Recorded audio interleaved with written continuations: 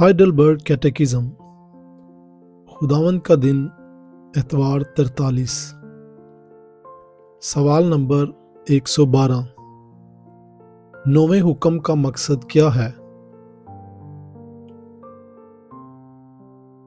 اس کا مقصد یہ ہے کہ میں کبھی کسی کے خلاف جھوٹی گواہی نہ دوں، کسی کے الفاظ کو توڑ مروڑ کر پیش نہ کروں، کسی کی غیبت نہ کروں، کسی پر بے بنیاد الزام نہ لگاؤں اور نہ ہی بغیر سنے کسی کو برے طریقے سے الزام دوں، بلکہ عدالت میں اور ہر جگہ مجھے جھوٹ اور دھوکہ دہی سے بچنا چاہیے۔